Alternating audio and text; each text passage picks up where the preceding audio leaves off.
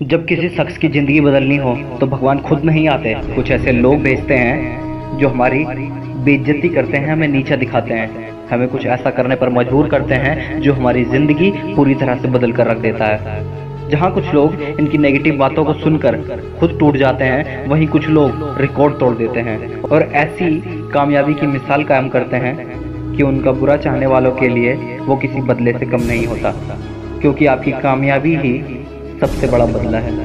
ऐसे ही कुछ लोग हैं ये जिन्होंने अपनी बेइज्जती का बदला अपनी कामयाबी से लिया और एक मिसाल कायम की।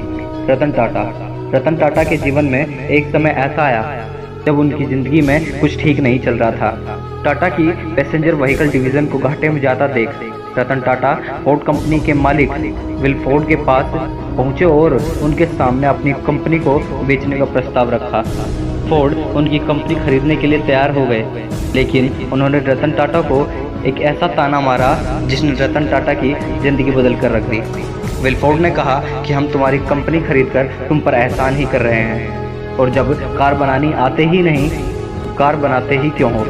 यह बात रतन टाटा को इतनी बुरी लगी, इन्होंने अपनी कंपनी को बेचने से इनकार कर दिया और तुरंत वहां से फ्लाइट लेकर अपने देश भारत आए और अपनी गलती पर दिन दुगनी रात चौगनी मेहनत की, अपनी गलतियों को सुधारा, अपनी गलतियों पर काम किया और देखते ही देखते उनकी कंपनी कामयाबी की ऊंचाई छूने लगी।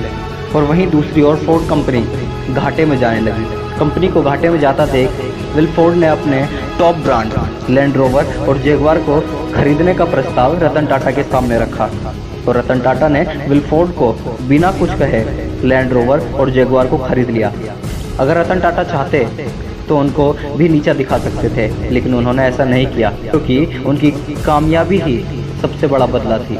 इसी तरह जब अमिताभ बच्चन अपने शुरुआती दिनों में स्ट्रगल कर रहे थे, तब वह ऑल इंडिया रेडियो के पास जॉब के लिए गए।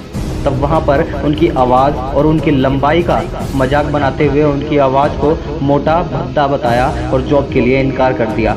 लेकिन वह कभी निराश नहीं हुए और प्रयास करना कभी नहीं छोड़ा और अपना करियर एक्टिंग में बनाना चाहा।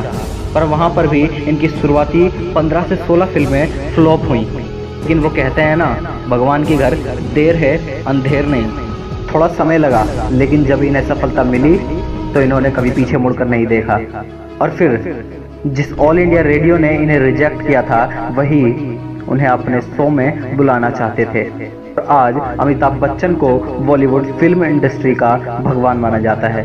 अगर वो चाहते तो ऑल इंडिया रेडियो को नीचा दिखा सकते थे, लेकिन उनकी सफलता ने ही उनका बदला ले लिया।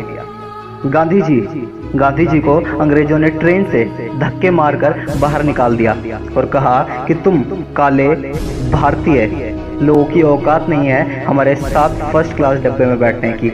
ये बात गांधी जी को इतनी बुरी लगी कि वहीं पर गांधी जी ने अंग्रेजों को कहा कि तुमने मुझे इस ट्रेन से निकाला है, मैं तुम्हें पूरे देश से निकाल कर रख दूंगा। गांधी जी द्वारा लगाई एक छोटी सी चिंगारी ने कितनी बड़ी क्रांति का रूप ले लिया, ये आज किसी को बताने की जरूरत नहीं है। गांधी जी ने अपने गुस्से, अपने बदले की भावना को थोड़ी देर के लड़ाई झगड़े से शांत ना करके अपने गुस्से और बदले की भावना को पाला और सही समय आने पर अंग्रेजों को देश से बाहर ही कर रख दिया। चेतन भगत, जिन्हें उनके मालिक ने जॉब से निकाल दिया क्योंकि उनको दिया हुआ टारगेट वो पूरा नहीं कर पाए और उन्होंने कहा कि तुम इस जॉब के काबिल नहीं हो। ये बात चेतन भगत को बुरी लगी, पर चेतन भगत ने उनसे लड़ने की बजाय अपनी कामयाबी से जवाब देना सही समझा और आज वो वर्ल्ड फेमस ऑथर हैं।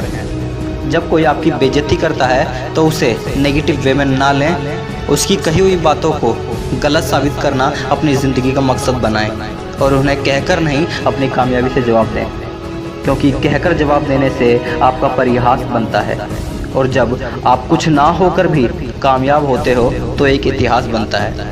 इसीलिए बड़े सपने देखते रहें और उन्हें पूरे करने की कोशिश करते रहें।